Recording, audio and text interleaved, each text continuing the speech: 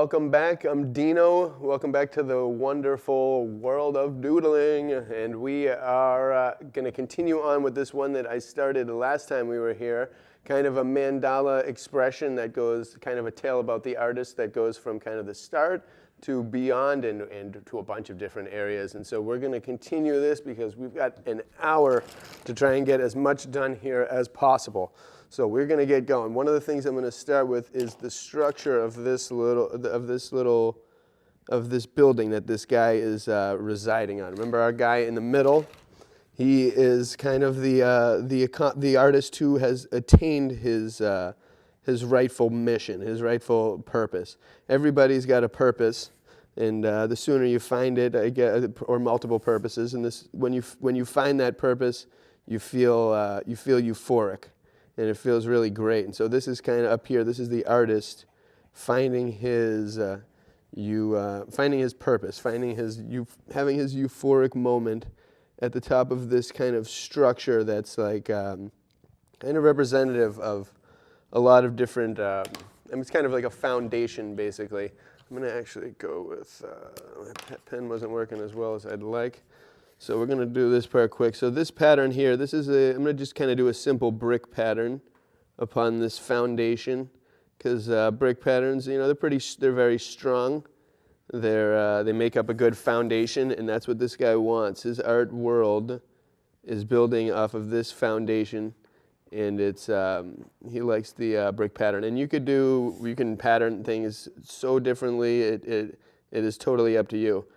And then color them differently. So I like to do alternating bricks, kind of the way you'd see it naturally. Sometimes I'll slide something in there, like a hole, a window, a portal, or something like this. But this one is more of like a fortified, simplistic fortress that is going to house this guy's power. And so he's rising above it. The birds of peace are coming from him. And we're going to see what happens as we keep going. So one of the foundations, one of the things that's interesting about, and you'll see the columns down here. I got to get to those columns actually as well. But they are there to kind of represent like that old civilization, or that old like history that I feel we really don't know much about, and maybe it's been hidden from us or whatnot. But there's all kinds of old buildings around America, around the world that, there's a very big mystery behind them. A lot of times it doesn't totally add up, and so I think there's a connection to our past with some of these buildings that is very, very unique and very unspoken. And so I like to include it in some drawings, make people think and wonder, because you never know when you go across.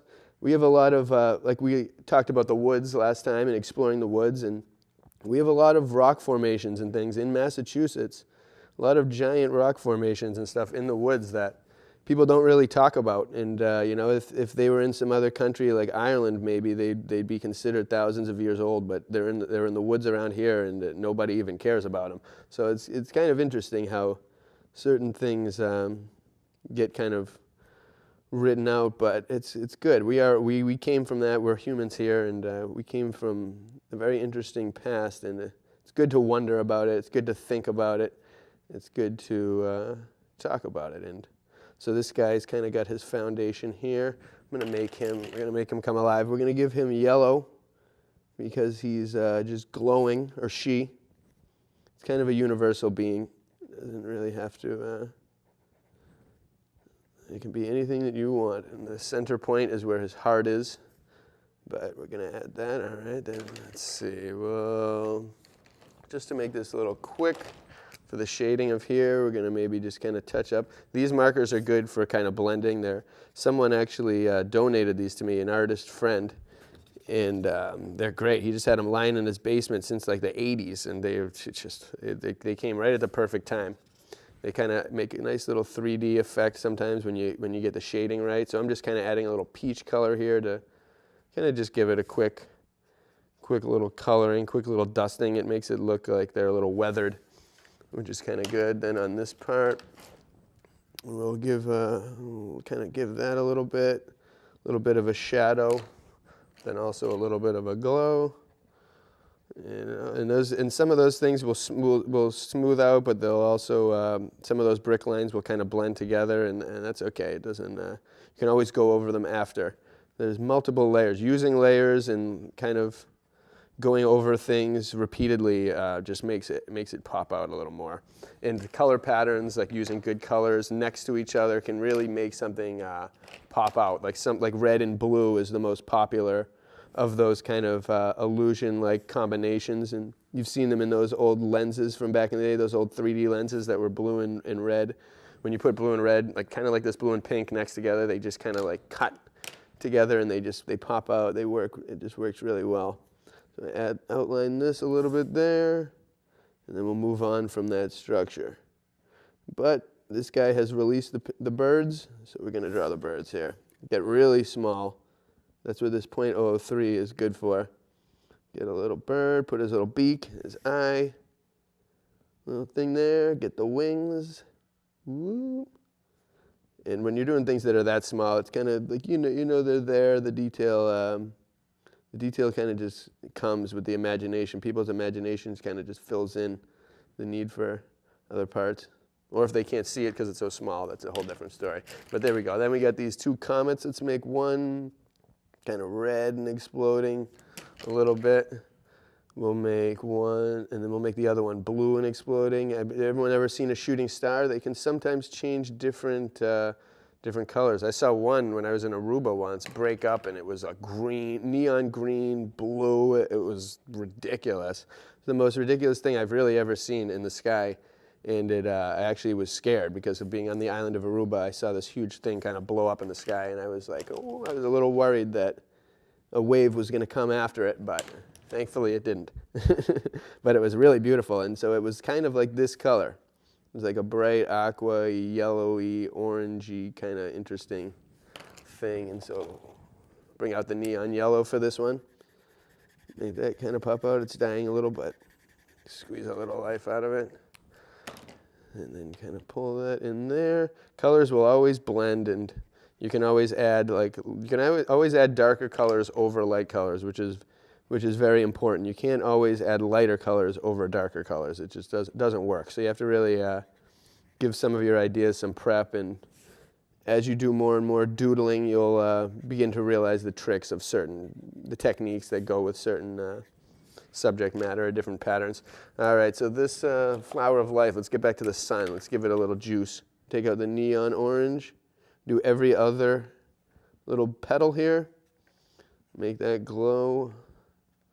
Fill that in, and then maybe add a little red.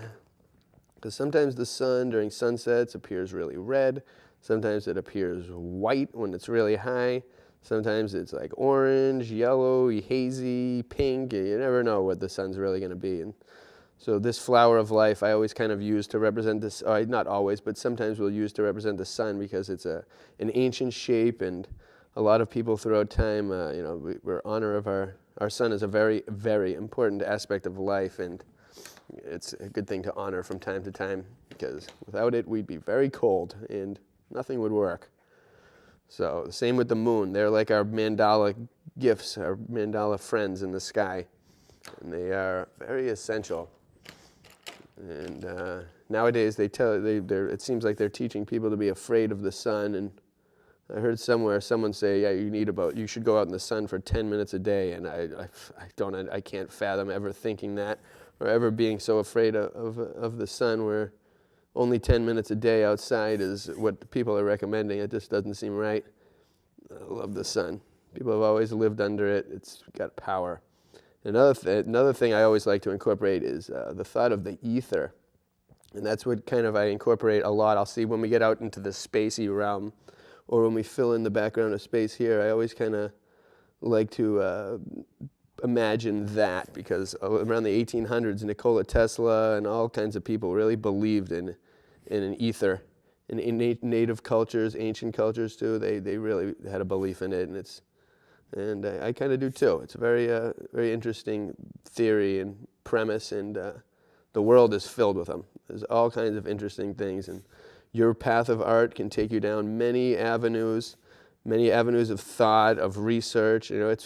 Being an artist is kind of like a quest for truth. You really, once you start, you really can't get off, and you always want to stop. You always want to keep going and doing and doing as much as possible, learning as much as possible, seeing as much as possible, taking in as much artists of other people as possible, and it's just a great path. And so maybe this little program will inspire some people to take their doodling, which everybody does, and bring it to another level. And that's kind of the way. It's fun. You'll never go back. You'll never be bored again. Once you discover art, there's really no end to it. I only actually watch movies. I only watch movies that I can listen to, and if the only time I actually really sit and watch a movie is if I'm going to a theater or if it's a foreign movie that I really want to see. Otherwise, I just put movies on, put music on, and I'll draw all night, all day, all night, and it is a blast. And I always recommend having multiple drawings done. And as far as shapes, you can get shapes from all around your house. Like I have a protractor and different things here, different tools on my desk, but I didn't really need them for this. A lot of times I will use a CD, and I will trace with a CD or use that for the round edges, use it for the circle in the center. The CD is a good way to kind of just have a circle present at all times. But anything is sharp. If you need something, I would always recommend using a tool. But in certain times, the protractor will come in handy when you're animating a mandala or doing different things that need more precise angles. But doodling, a lot of times, you just kind of go for it. So now we're going to get to the alien up here, and I didn't fill him in because I'm not sure what he's going to look like yet. But we will take the technique with him of kind of outlining. Let me go from this side. We'll outline him first, because he's got some nice patterns. And I sometimes personify things, like I'm calling this UFO a he. That's just kind of a way of just thinking about it.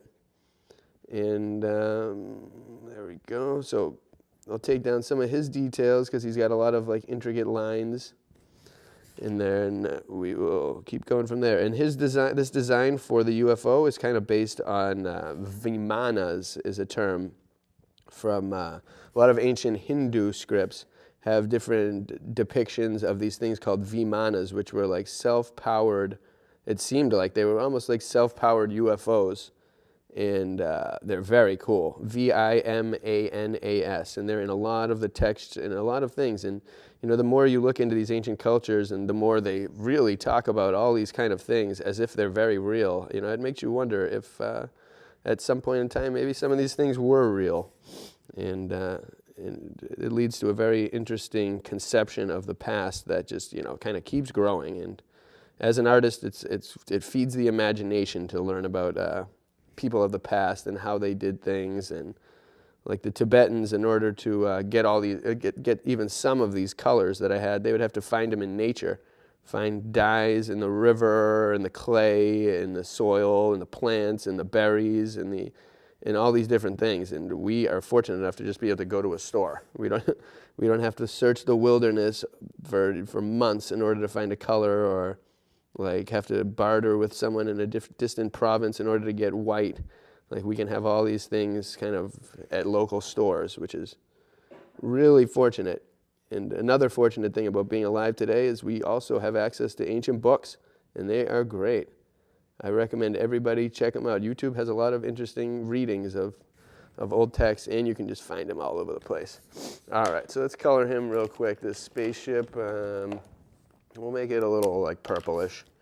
Put some purple, maybe kind of purple outlines. We'll do every 3 colors of purple. And so sometimes you can do every 5 colors, like every pattern brings up a new possibility for how to visualize it.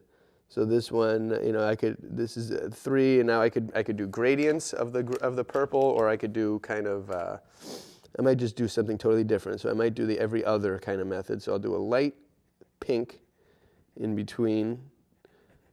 And then, so it's almost like every other is a purple or a pink. And then the other ones, I'm going to make, we're going to bring this color back, because this is going to be the color of the glass up top. So we'll put that in there, into the pattern. And we'll see what happens when I make these things. This one's a little better. This one, make that a little bright, neon. Get that in there. Make these lights orange. And I could do, and if I had a little more time, I probably wouldn't be, I'd probably give it a little more thought, and I recommend you at home, you can give it more thought. Different patterns can emerge. You can, really, you never know what you'll come up with when you just kind of get involved with each part of your drawing, each detail. And incorporating symbols is always fun too, because you are the artist, and a lot of people won't get them. I have some drawings that I don't think people are going to understand for maybe 1,000 years, and someone would have to study everything about my life in order to really understand it. So it may never be understood, but that's like kind of the power we have as the artist, is to be able to put symbols in there that people may not get. Like I always kind of put in symbols of my old house, or my wife, who's also an artist, she puts a little tiny piece of a picture of her old dog into each drawing, and every artist kind of has the right to do something unique to separate themselves, and don't hesitate to do that. Find what your cool, unique little thing is, and just do it. People will start to get it over time, and it's kind of fun. And so this will make this star. So this alien is projecting a star in through this little kind of world, and basically onto the sky. And so it's kind of a different thought, I mean, everyone has their thoughts. NASA has their thoughts. I've got thousands of different thoughts about what I think is up there, and I can't settle on one. So I keep kind of drawing all these different possibilities. Maybe aliens are projecting those stars. Who knows? I can't. Until it's proven by my eyes, I can believe anything and believe nothing. All right. And so over here, we got the alien over there. Maybe brighten this star. Actually, we'll put a little green in this star real quick. Boop. Might be interesting. And then we're going to go over to the angel over there, kind of like the muse. A lot of older artists and whatnot, I mean, from way before Dali all the way up to probably now, a lot of people kind of sometimes claim muses in the spirits, the different things, like maybe from dreams they encounter different visions or different things. But muses have they have a weird, if you look it up online and about different artists, like thoughts about the term muse throughout time, it's always very fascinating. But some older artists thought it was kind of like basically a divine creative spark that like you can't really put your finger on, nobody knows, it's the magic of creativity, and these muses are the ones that kind of give us this power. And so I'm kind of drawing one up here, and she's bringing a paintbrush into this realm. And even this pattern that I'm doing on the outside, this like star pattern, is a very interesting thing, and just to show you that nothing's really, everything kind of has its basis in conscious thought a lot of times, unless I'm doing purely subconscious drawings. But this pattern right here is kind of, this star pattern is based on something I've come to learn about recently called star forts. And there are these forts that exist all over the world. There's thousands of them. And they're these stone structures that are in the shape of stars. And they're, a lot of times history will say that they're forts from a war that someone built, but there's thousands of these all over the world. And they all look very interesting and very, very unique. And even the Statue of Liberty is built on one. So check that out. Pretty interesting. But so that's where I got this star idea. Because it seems like the patterns that occur in nature are pretty similar to this. They were like walls, kind of like just starred walls. A lot of them occurred near water. There's no telling what they were used for, but some are thousands of years old. Some are supposedly hundreds. Who knows? But it's all interesting to think about, and it's great inspiration for art. There's ancient structures. They had a very, very cool very cool take on stuff, and they were master artists. All of them were amazing, amazing artists. So this is the paintbrush of the Muse. So she's kind of bringing it down, and let's see, make her got a hand in the background, holding on to the kind of the little doorway, the little portal, and you know, just a lot of imagination, a lot of. I'm not going to color her hair because I think that will be better in a bold color. But we'll get her wing there, connected to the back, her other wing. And so she is wearing kind of like a dress. We'll make it. These are just all really small details that kind of, you know, you can take your time with them. I'm just doing them pretty quick. Get her feet in there. She is an angel, but she still has feet. And there we go, some details on the wings. I'll probably just lightly color those blue. The hair, let's give that, give it a blondish, kind of golden hair just because it just sounds right. Maybe a pink dress, just because. Also matches the lotus. So different things too. Also, you can use symbolism between different things within your drawing is also good. Color symbolism. Certain things match. They're usually kind of from the same. They're usually connected in some way, and so that's a way of showing that. So we've got her dress there. Let's give her some. Let's see. Let's use the neon blue for her wings. Just kind of. See, some of the outline is kind of going away. A lot of times I'll do like a quick little outline in black, and it'll knowing that it's going to get covered later, and then after, when it dries a little bit, like I'm doing here, I'll just go over those wing details again with the really detailed pen, and then it'll pop out, and I'll separate them, add the lines. But since she is the muse that is bringing us creativity in order for us to be able to paint masterpieces forever, she also has to give us color. So she's giving us, we're going to have the rainbow extending from her wings, or its wings, this angel's wings, to the outer realm. And beyond here is a total mystery. And you can use that as a technique. I always love to use the space of everything is also very important symbolically. So using that in the space that isn't even there as a symbolic, as a way of kind of creating a mode of thought is very interesting, or a concept. So the rainbow from her that she's bringing to our world is extending off the page and into another place. So there's no telling where this rainbow comes from.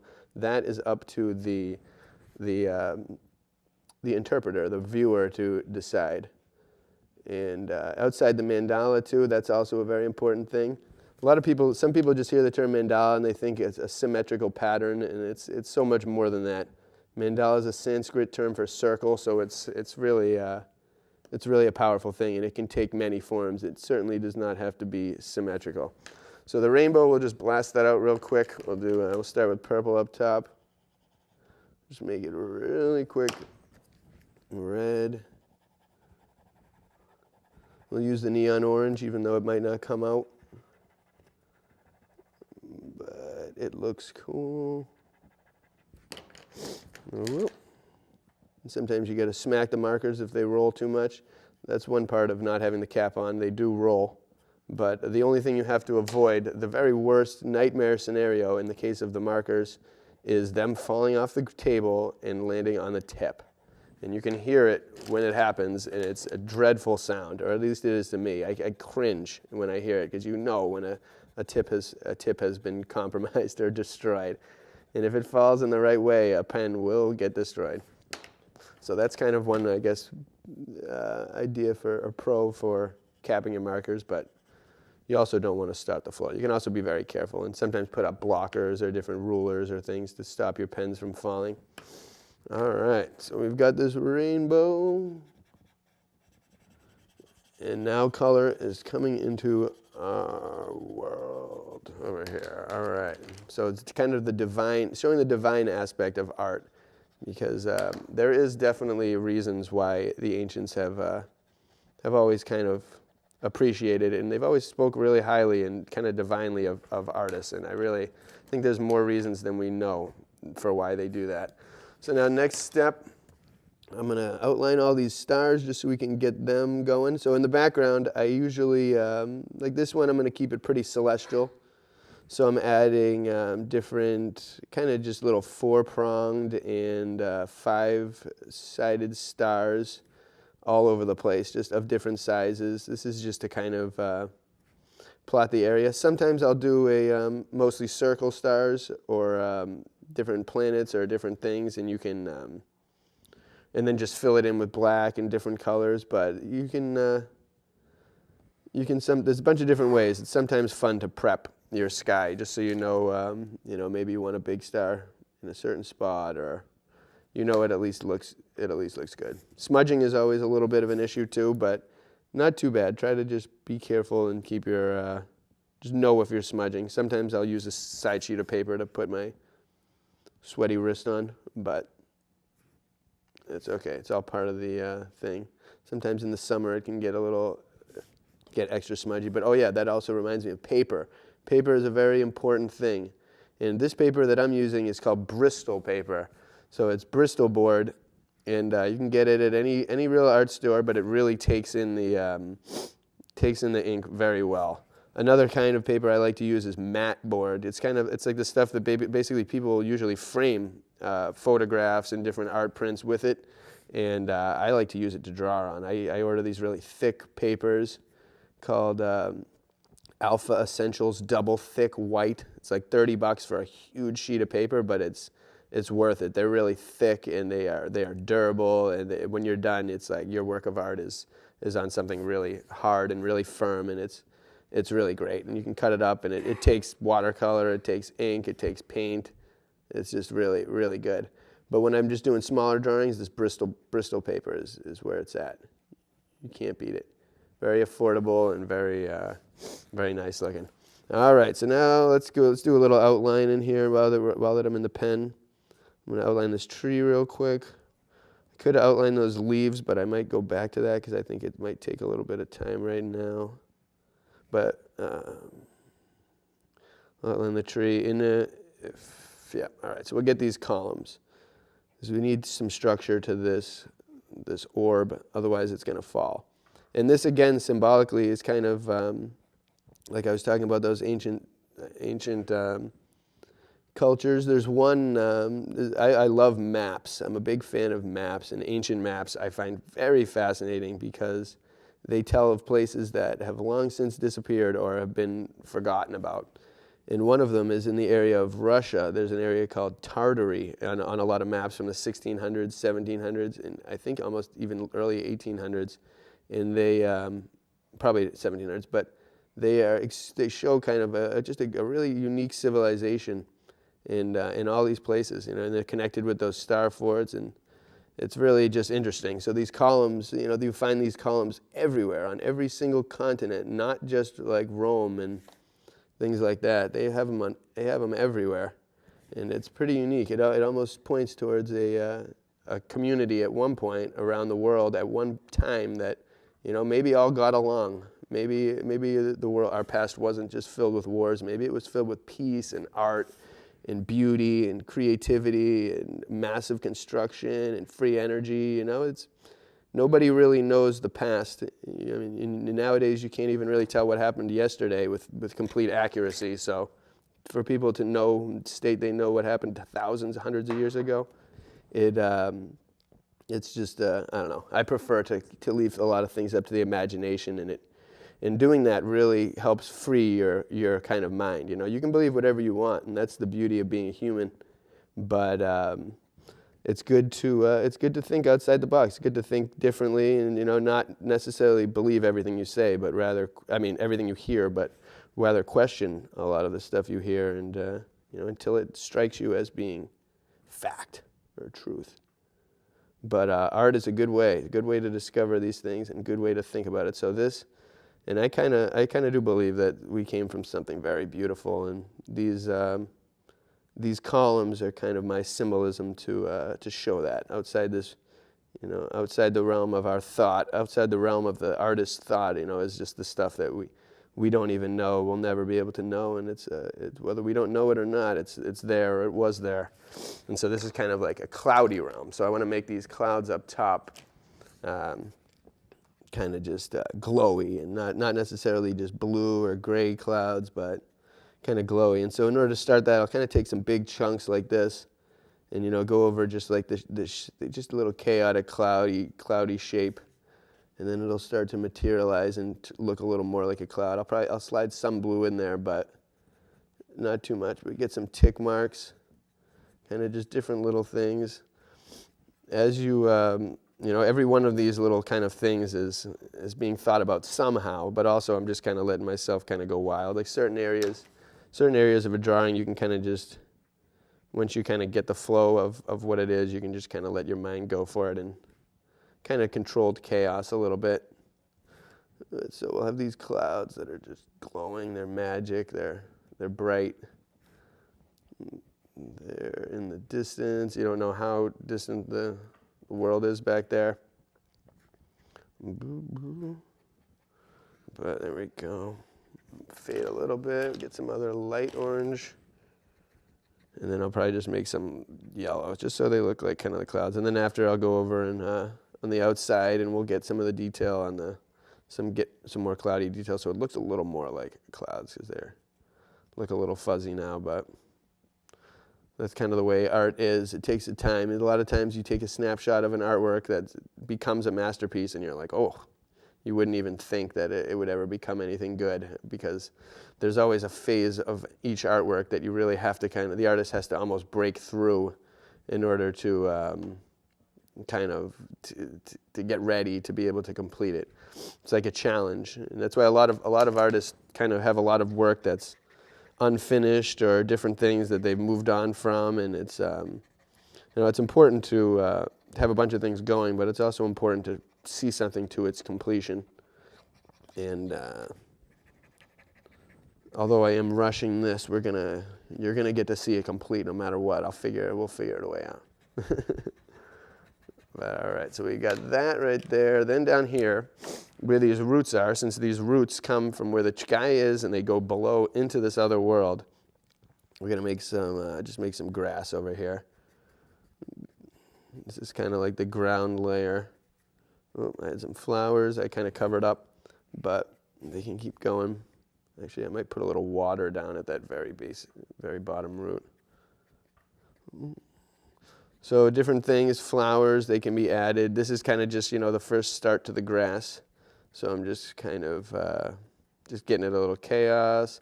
When I think of grass, you can just do all these different kind of colors of green. Here we go. Some light, some dark, they'll all kind of mix together. They'll be going different ways. It's like hair, different things like that, all usually goes in a certain way, unless it's my hair. But things like grass, it goes pretty wild. So you can make all the tick marks go into different angles, different way, different sizes, different kind of degrees of darkness and light.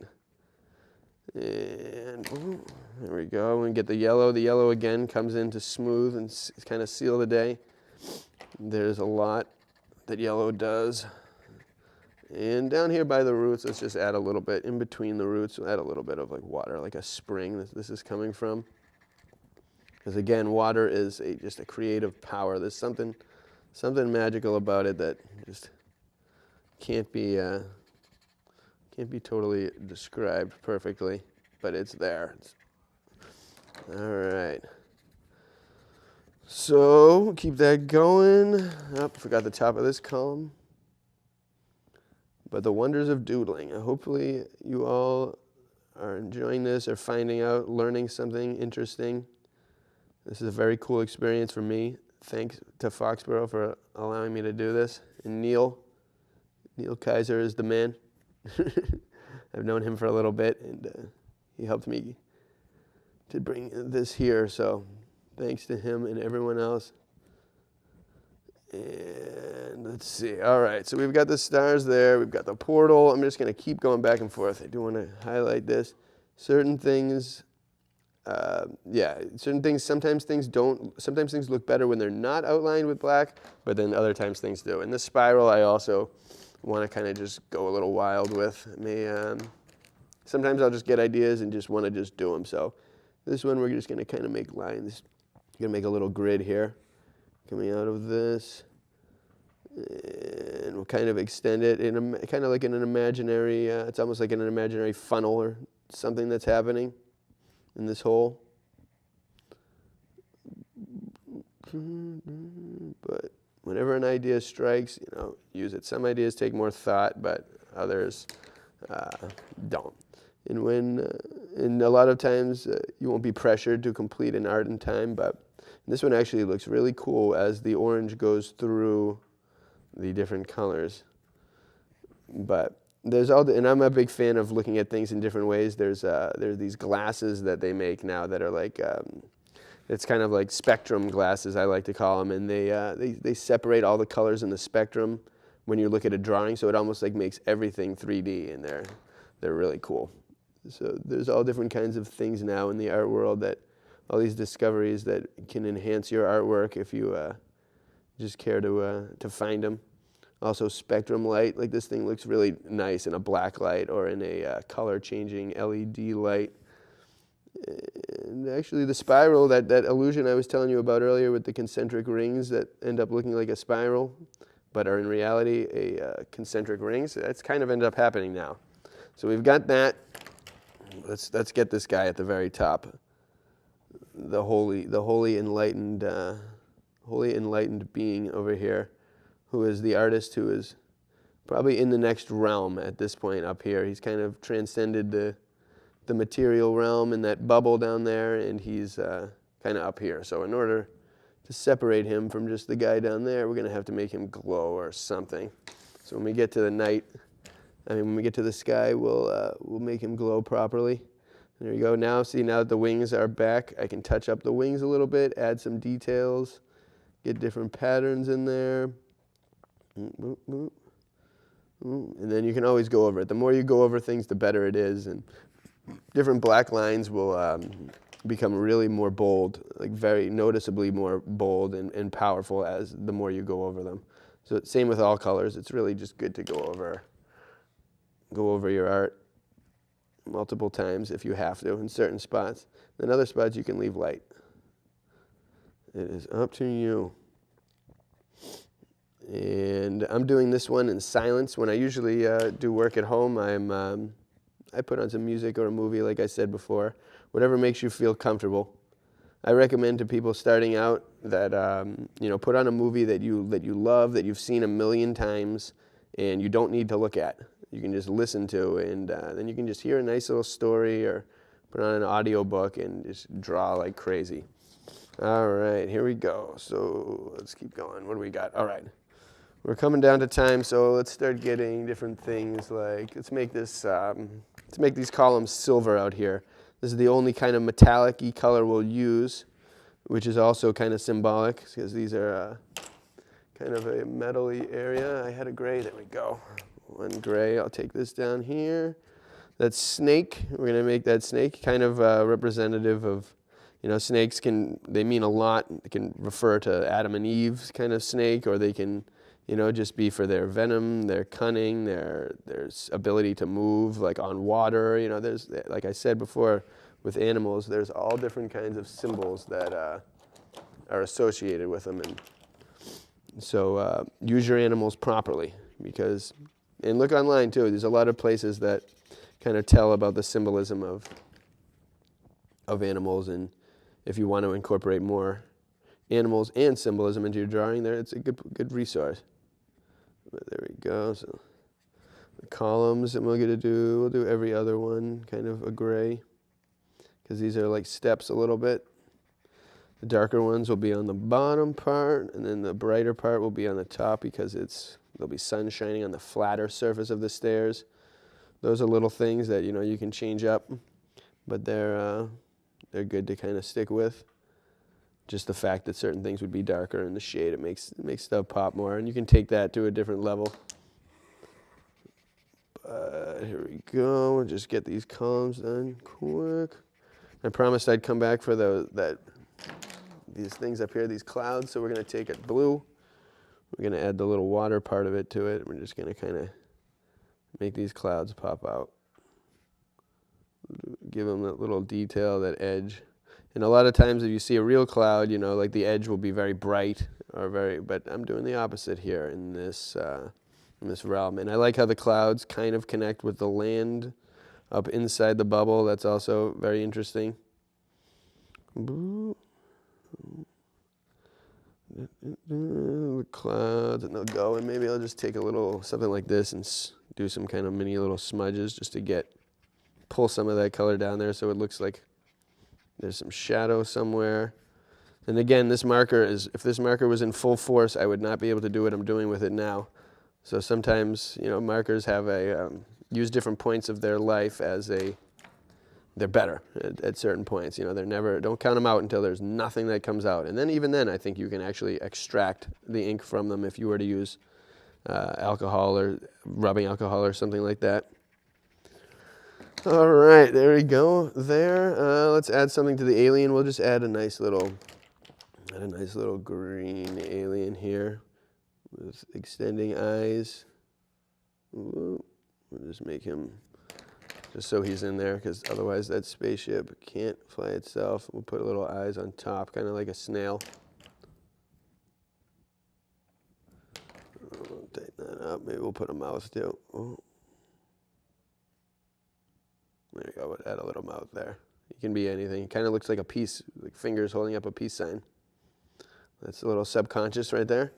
All right. So here we go. This little one in the middle, I promised was going to be symbolic, but maybe might just kind of go with it. All right. So now for the sky. We don't have much time, so we're going to blast through the sky. I'm going to make the inside. Make the inside black. And then we'll bring it down, actually. Let's see how much we can do here. And also towards the edge, since the edge is yellow, I'm going to leave a little bit there so I can make a little gradient and fade it out. And I also usually leave a little space around each star. That is so that I can give it a little glow if I want to. So any area where there's a glow, and some of these stars might end up getting clipped, but that's okay. They're fine. And then I'm going to kind of leave it down here. I'm not going to go too far with the black because I want to fade it down to some blue.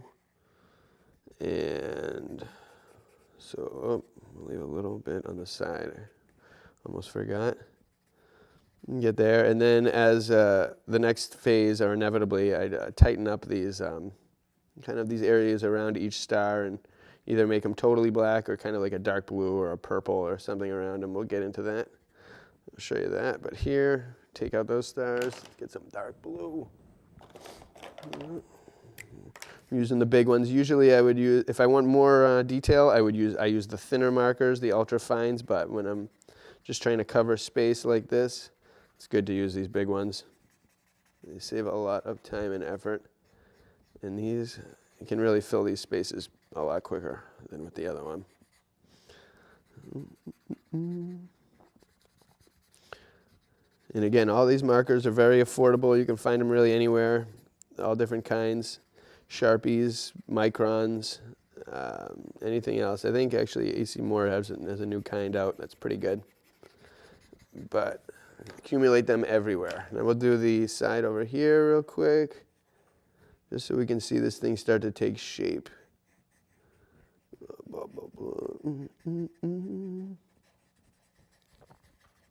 And the stars, there's a lot of different ways to do stars too, and you can add different spirals in. I just kind of stick to stars and shapes. Like you could add spirals, planets with rings, nebulas, star explosions, spaceships,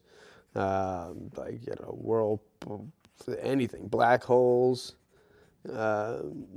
anything you want, dimensional gaps, portholes. Maybe there's a gas station up there for UFOs, collecting free energy.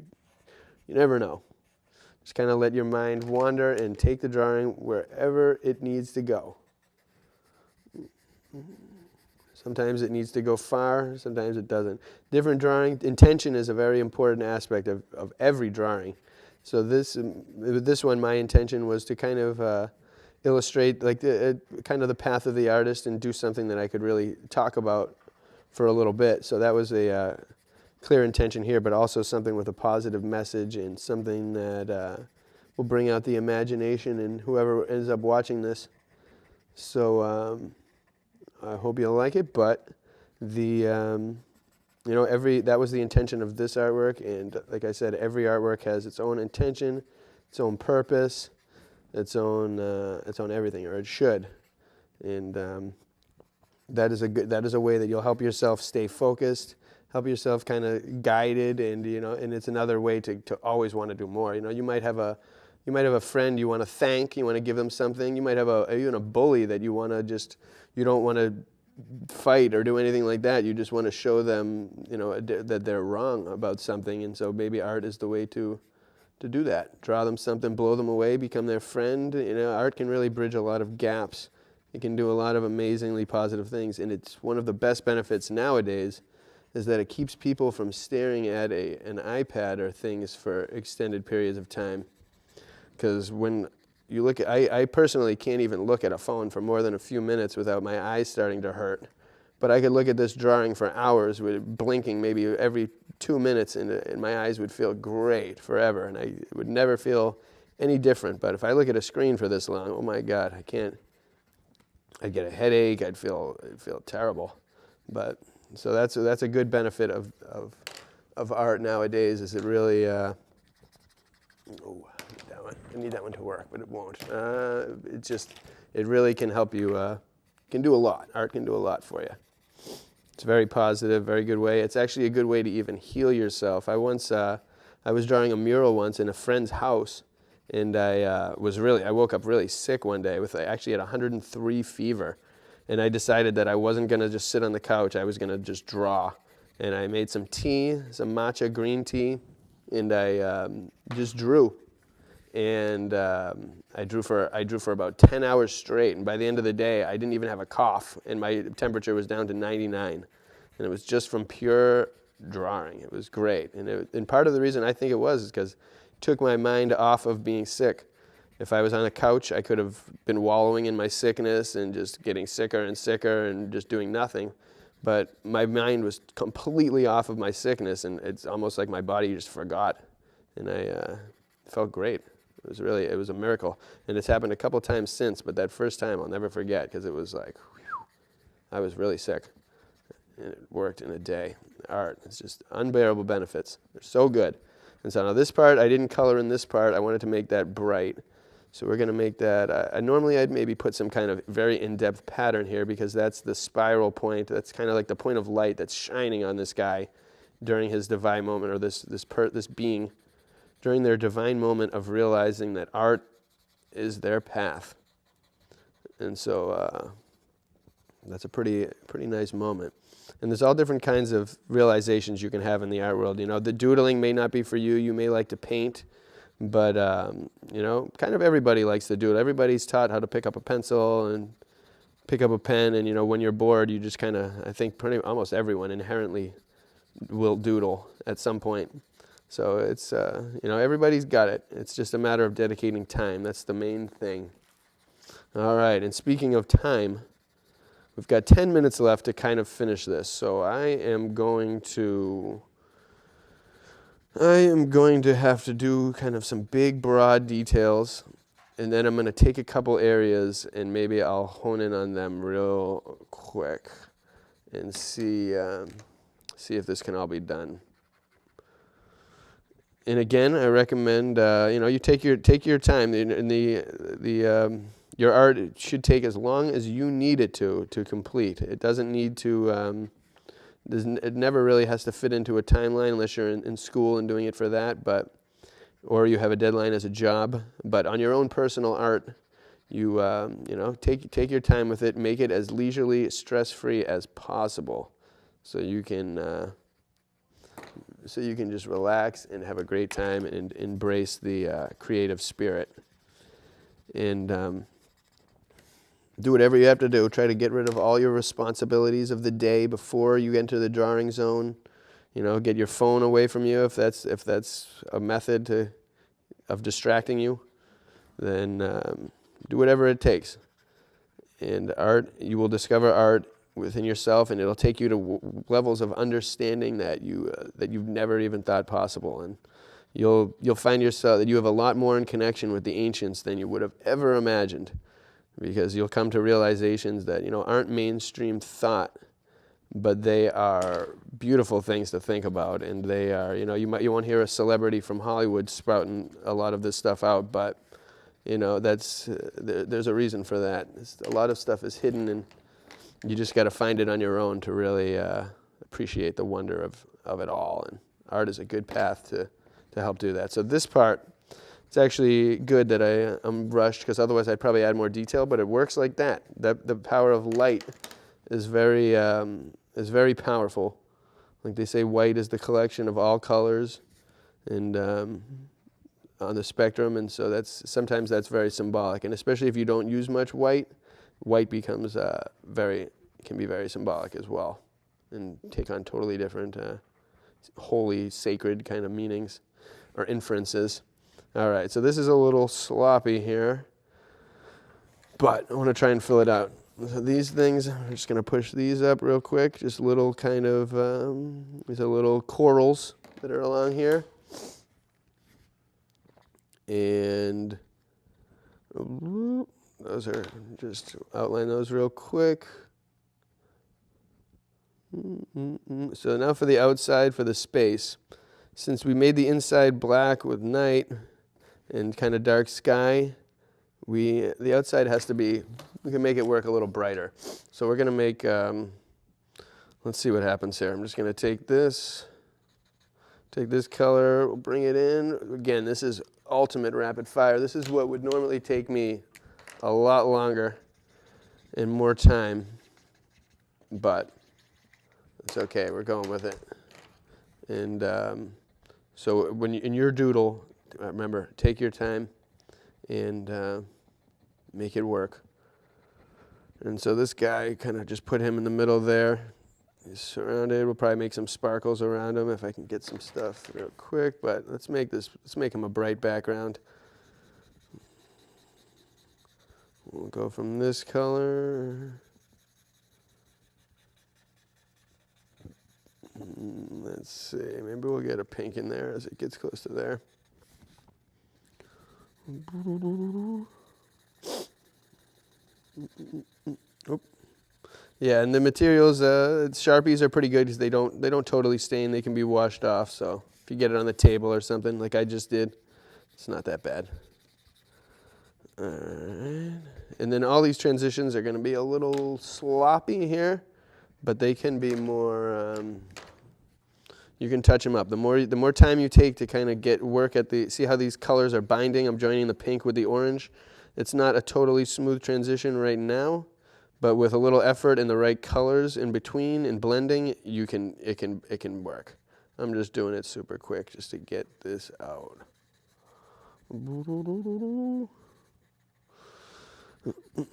And then, so either way, the wonders of doodling are immense, and you will take it from doodling to a whole nother dimension.